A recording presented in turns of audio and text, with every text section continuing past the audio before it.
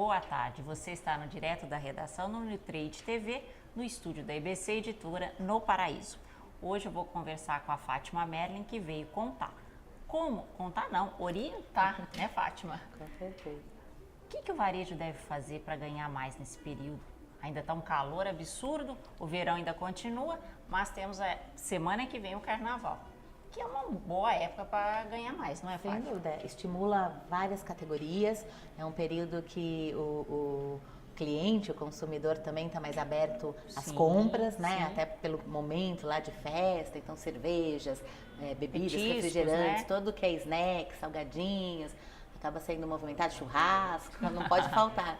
Então, tudo isso a gente vai falar no segundo bloco, mas antes disso eu vou falar com a Andréa Martins, né, Andréa? Exatamente. Tradicionalmente, né, toda semana a gente acaba destacando algumas notícias que movimentaram bastante, né, as mídias durante a semana. E para começar, a gente vai começar falando da Cencosud, que é um grupo chileno que tem várias operações no Brasil, que ela está passando por alguns problemas econômicos por aqui, está pensando em vender parcialmente ou até o total de alguma de suas redes. Ela opera no Rio de Janeiro, em Minas Gerais e também no Nordeste, com o grupo G Barbosa, né, que é bem conhecido, e com o Perini também. O que acontece é que, desde 2009, a Cencosud tem investido cerca de 4,5 bilhões de dólares em 8 negociações aqui na América do Sul. Se eu não me engano, Chile, Argentina e Brasil. E ela viu a receita dela diminuir de 19 bilhões para 7 bilhões, né, nesse período. É uma retração, uma coisa Bastante bem chateada. grande. Eles estão bem chateados, estão pensando realmente em vender parcialmente. Espero que seja parcialmente, né, que eles ainda continuam com algumas ações das companhias que eles adquiriram por aqui, ou eles vão vender o total. Ainda estão em negociação e pensando o que vão fazer. Nós vamos acompanhar, né, Andréa? Exatamente. Tá bom, a segunda? A segunda é uma notícia bacana. Teve uma competição internacional que elegeu os melhores vinhos, né, do mundo. E o segundo vinho, que chama Toro Loco Tempranillo, ele é da Espanha e ele está sendo vendido no Brasil por um site que chama Wine, né? Wine é vinho em inglês, vendido pelo site Wine a R$25. Essa notícia foi a mais vista no portal essa semana, porque quem não aprecia um bom vinho, né, com um preço ótimo, não é verdade? A gente já experimentou aqui esse vinho, muito Foi bom por aprovado? sinal. Bastante aprovado. É um vinho até com preço bastante acessível que muito bom para ser vendido no varejo, né, Fátima? Ah, com certeza. E hoje tem crescido muito a penetração de vinho nos domicílios, então as pessoas também estão consumindo mais, virou uma categoria mais polarizada, né? Pulverizada. Se eu não me engano, em 2014, segundo a BRAB, que é a associação que cuida de bebidas no Brasil, a categoria de vinhos cresceu 2,5%. É uma coisa bem, 2,5% parece não ser muito, né? Mas para o vinho, que é uma categoria que já está consolidada, enfim, eu acho que é bastante coisa. É um número expressivo. A terceira foi uma notícia que abalou o mercado. Abalou o mercado. As operações do macro no Brasil tem um novo presidente, que é um francês. É o David Poussier. Né? Ele vem para ficar no lugar do Roger Laugen. E, na verdade, o que aconteceu? A gente soube, né, do dia para a noite essa mudança, ninguém estava especulando no mercado, né, a troca do comando das operações brasileiras, e aos poucos foram aparecendo algumas indicações do que pode ter acontecido. Acontece que o macro no Brasil, a receita, apesar de ter crescido cerca de 12% ao ano nos últimos 5 anos, ela pode estar perdendo posições no ranking dos melhores atacarejos no Brasil. Atacarejo, que é o atacado de autosserviço, né, o cash and carry. E aí foi decidido, né, pela administração trocar. Né? Agora temos um francês no Brasil que vai comandar a operação. Vamos ver o que ele vai fazer de diferente. Se ele vai trazer inovações da França. Né? Ele já estava aqui cerca de, acho que 5 meses, já estudando a operação e aprendendo, né, que o brasileiro, o perfil do brasileiro, né, que vai comprar nas lojas do macro. Antes disso, ele foi ex-presidente da rede no Peru, né? Isso. E acabou? Olha, na verdade, tem um assunto que a gente vem falando assim há umas 3, 4 semanas, que desde que surgiu, não sai da boca do povo, né, do varejo. As sacolinhas, né, que na verdade, dia 5, que foi ontem, o varejo teve que começar a distribuir o novo formato da sacolinha, que tem o formato, duas cores, a cinza, né, e a verde. A verde ela é feita de cana-de-açúcar, na verdade, e ela se decompõe ao mesmo tempo da sacolinha branca tradicional que a gente encontra, mas ela é feita de uma maneira mais sustentável. Né? O que acontece é que isso veio desde dezembro, final de dezembro, essa informação. Um mês é muito pouco tempo, né, para o varejista adequar e substituir a sacolinha. Eles devem ter muita sacolinha branca ainda, né, que a gente encontra de estoque, deve ter muito ainda. Eles não podem jogar isso no lixo. Sim. Ele gera até multa. E acontece que a Prefeitura de São Paulo deu agora um prazo de 60 dias, então até abril, o varejo de São Paulo tem que se adequar às novas normas. Tem varejista falando que eles não são obrigados a distribuir o novo modelo. Né? Eles têm que retirar do mercado o modelo antigo, mas eles não têm obrigação de distribuir os novos modelos de sacola. Então, na verdade, o consumidor vai ter que voltar as eco bags, né? Aquelas sacolas de pano e por aí vai. Vou aproveitar a participação da Fátima. Fátima, você acha que isso vai dar certo dessa vez? Porque da outra vez não deu. Olha, ainda tem um momento de aflição, de dúvida, tanto por parte do varejo, também quanto por parte do consumidor. E da indústria. E da indústria. E na ótica do consumidor, a gente tem ainda um desafio grande de também ajudá-los a entender o que tem que ser feito. Porque alguns iniciaram com as ecobags, aí depois voltaram para a sacola, porque acham difícil de manter. E também tem um questionamento que muitos usam a sacolinha para uso em casa para lixo. Sim. E aí compra saco de lixo, não necessariamente o saco de lixo é adequado, também não pode ser reaproveitado. Então tem ainda um desafio grande no lado também do consumidor, de informação, de comunicação, para saber como que vai acontecer. E no lado do varejo, é uma questão realmente complexa que envolve custos, né? E a gente sabe que de um ano para cá a gente está tendo uma desaceleração nas vendas, nós estamos tendo resultados não tão promissores. E mais custos é complexo em um setor que a margem já é muito apertada. Lembrando também que temos poucas indústrias, né, de plástico, né, para dar conta do varejo todo do paulista. Você imagina que só pensando no setor supermercadista, são mais de 70 mil pontos de venda. Se a gente pensa no varejo, incluindo pequeno varejo não autosserviço, a gente está falando lá de mais de 500 mil pontos de vendas. Como faz isso, né? Eu acho que ainda 60 dias é pouco, mas vamos ver, né? Até abril o que acontece. Complexo. É complexo, isso a gente vai estar acompanhando, vamos acompanhar, porque é uma história que já aconteceu no passado, não deu certo, né, Fátima? Sim. Agora a prefeitura concedeu mais 60 dias, nós estamos tentando em uma entrevista com o presidente do sindicato dos varejistas de São Paulo, Álvaro, para vir aqui e nos contar o que eles pensam sobre isso, porque isso impacta muito, é isso que a Fátima falou, isso é custo. Sem dúvida. Falando em entrevista, né, Cláudia Rivoiro, ela fez uma matéria muito bacana para o Sua História, Nossa História dessa semana. Ela conversou com Oswaldo Nunes, né? Isso, é muito interessante, porque eu estive na Chocolândia essa semana, né? A Chocolândia que muita gente já conhece, são 6 lojas na cidade de São Paulo. Eu fui na Matriz, que é a primeira, né, onde o Oswaldo Nunes fica, o proprietário, na Silva Bueno, no Ipiranga. Eu fiquei impressionada porque ele tem um misto de comércio, varejo mais atacado, vende desde um shampoo até chocolate para fazer bolo, tem tudo, você vai lá, quer fazer uma festa, tá pronta essa festa lá, nós tá vendo o Oswaldo. O Oswaldo foi ótimo, ele é muito bom, muito comunicativo, ideias sensacionais, olha o tamanho do espaço, quase 2 mil metros é essa loja. E ele me contou também que eles, além de vender, ele fornece cursos para microempreendedores ou aquele pessoal que quer ganhar dinheiro fazendo um bolo, um cupcake, um salgadinho. São bem acessíveis os cursos, né? Isso que é bacana.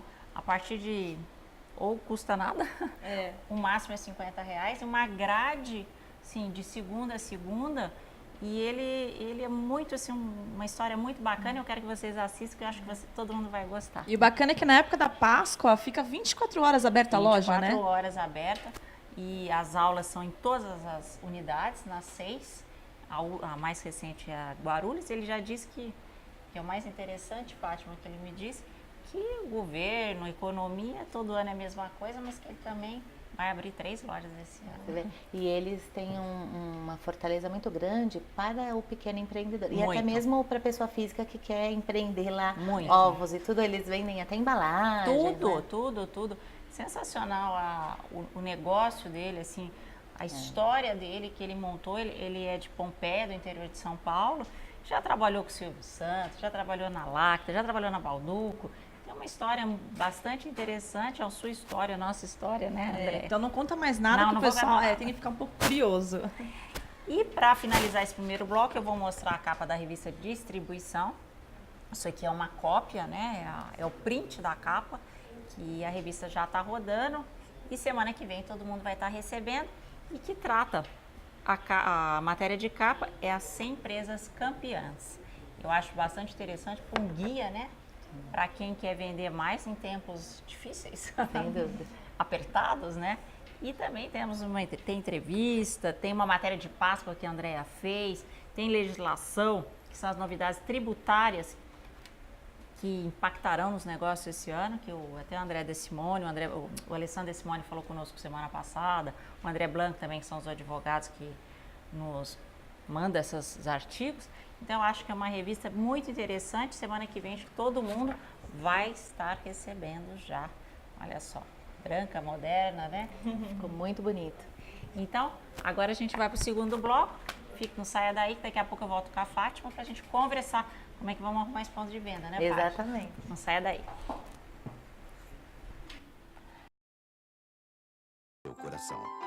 Porque por trás dos produtos que tem este selo na embalagem, tem uma empresa que não explora a mão de obra infantil. Da educação, alimentação, saúde e um futuro melhor para elas. Empresa que é amiga da criança, respeita a infância e merece o seu respeito. Por isso, prefira sempre produtos com este selo. Empresa amiga da criança, onde tem este selo, tem educação. Dê preferência a produtos que fazem bem ao seu coração. Porque por trás dos produtos que tem este selo na embalagem, tem uma empresa que não explora a mão de obra infantil. Da educação, alimentação, saúde e um futuro melhor para elas. Empresa que é amiga da criança, respeita a infância e merece o seu respeito. Por isso, prefira sempre produtos com este selo. Empresa amiga da criança, onde tem este selo, tem educação.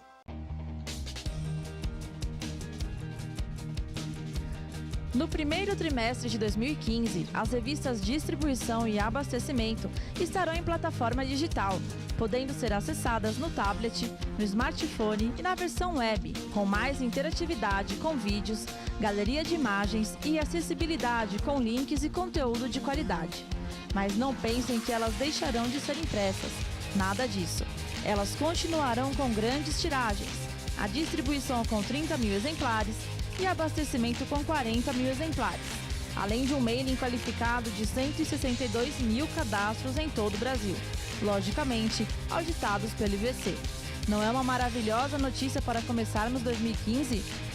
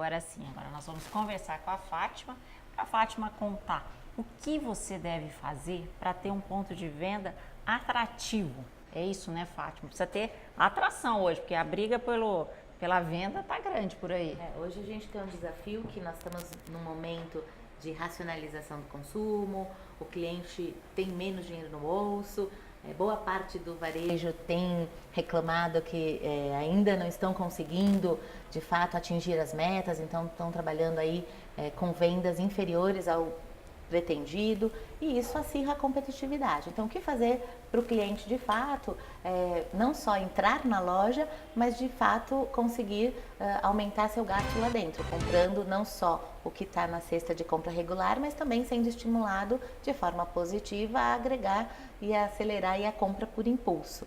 Então, nós temos que cuidar do ambiente, sem dúvida, ter uma loja organizada, bem limpa e sinalizada são fatores relevantes e que inclusive gera confiança ou não confiança. Então, se o cliente chega numa loja desorganizada, suja, mal sinalizada, ele tem dificuldades de encontrar facilmente aquilo que ele vai buscar e, como consequência, ele acaba tendo um grau de insatisfação, muitas vezes não compra nem tudo que ele foi buscar e isso atrapalha vendas.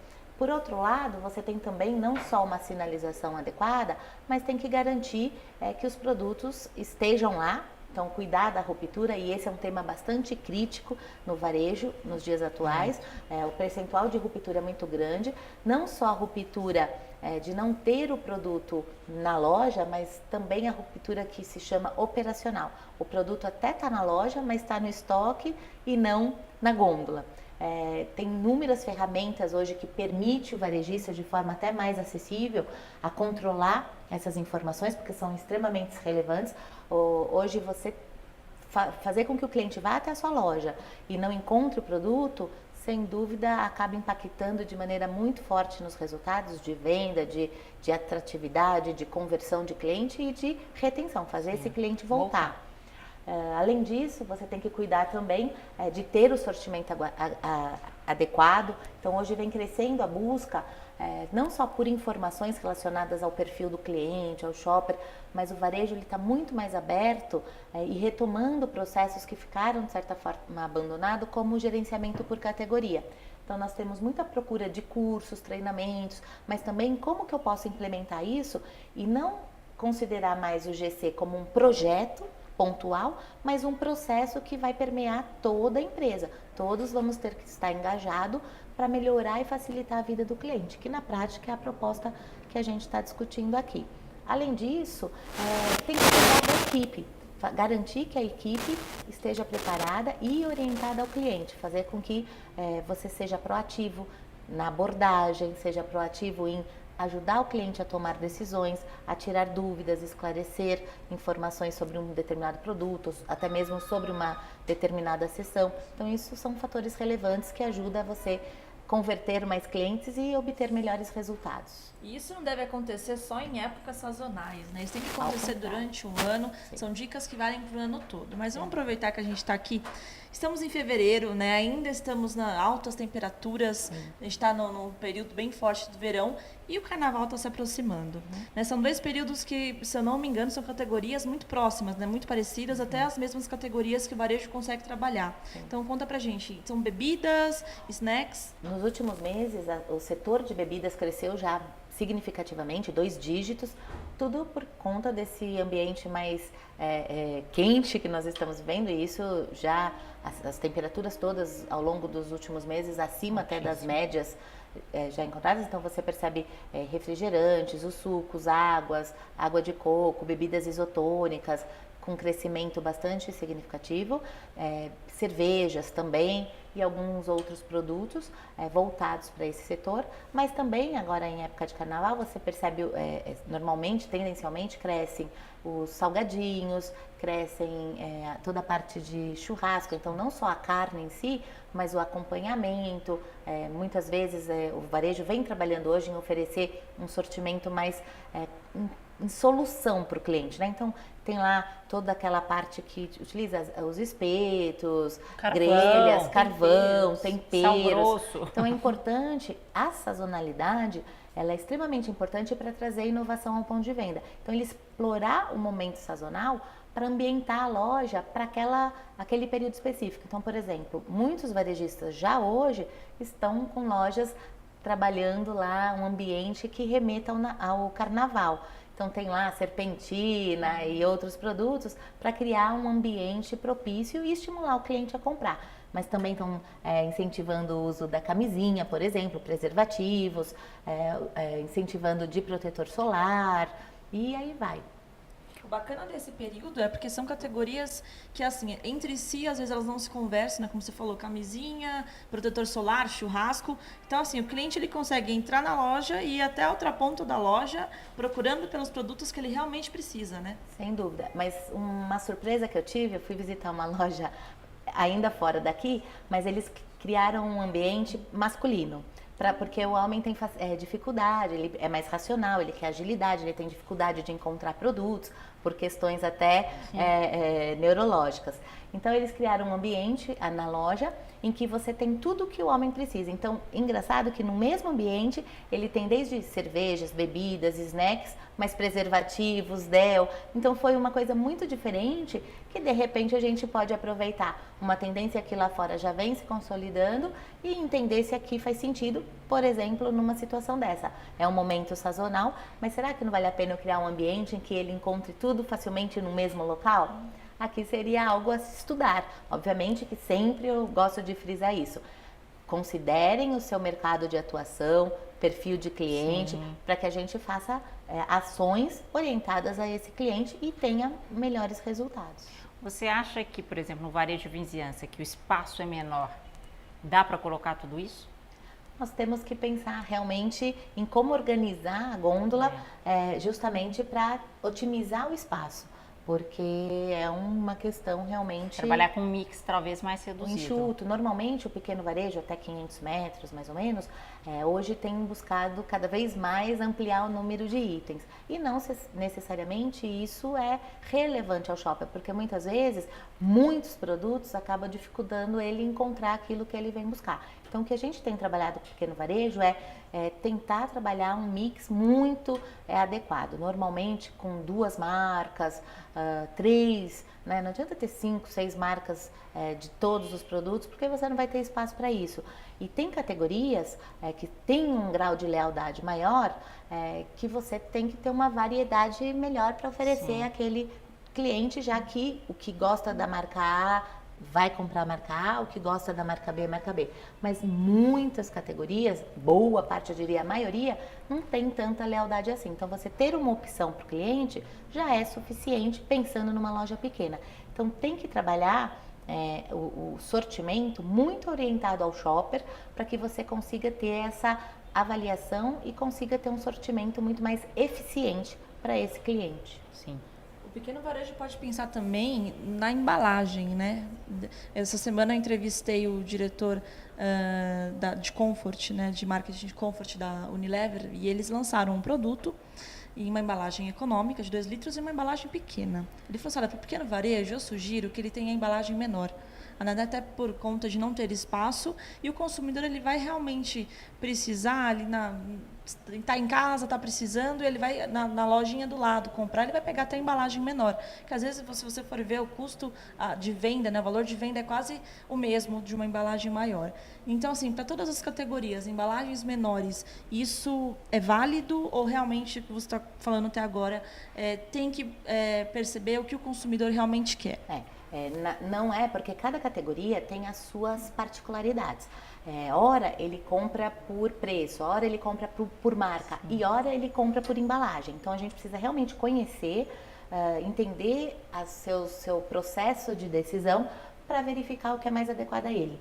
E lê de engano quem pensa que o gerenciamento por categoria é coisa de grande. Eu tenho muitos exemplos, e exemplos assim extremamente relevantes de pequeno varejistas. Eu tenho um cliente, inclusive, que ele tem uma loja no interior do Rio de Janeiro, e hoje eu diria para vocês, sem medo, que ele tem hoje um processo o melhor estruturado do Brasil em gerenciamento por categoria, para todas as categorias. Ele identifica o cliente, ele tem uma estrutura mercadológica, que é o banco de dados extremamente organizado e adequado, e essa estrutura mercadológica ele replica para a própria loja, então a loja também é exposta de acordo com essas soluções, não mais mercearia seca, mercearia líquida, mas soluções que o cliente entenda. Então, por exemplo, na base dele e na loja você encontra lá banheiro perfumado, então ele tem lá todos os itens de banheiro, você encontra, vale até a pena vocês visitarem. Vamos fazer uma matéria, Andréia. Ele tem lá dieta saudável, então ele tem lá o mundinho e ele tem 460 metros quadrados. Nós vamos A fazer essa loja matéria. é impecável,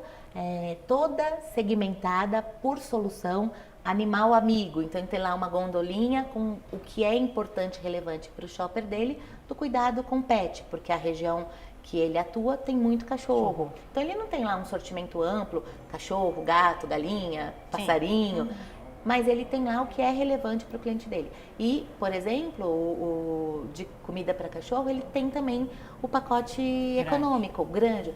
Então é muito subjetivo a gente generalizar. É importante conhecer o cliente, entender sua hierarquia de decisão, suas necessidades, o que ele quer encontrar na loja e desenhar o seu sortimento a partir desse conhecimento. Obviamente, olhando o mercado, olhando o concorrente, para que você possa ter a melhor solução para Tem uma loja? Uma loja, Não, no interior de Barra Mansa.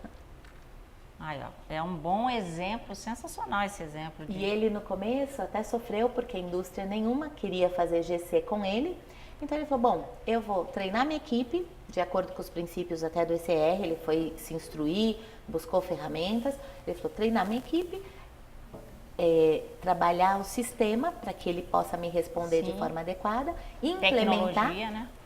Conversar com o meu cliente e explicar para ele todas as mudanças que nós vamos implementar, então fazer um processo também de comunicação, de engajamento com o cliente e vou implementar todo esse processo. Então ele precisou, obviamente, de recursos, sistemas, treinamento da equipe, mas ele conseguiu um trabalho assim espetacular.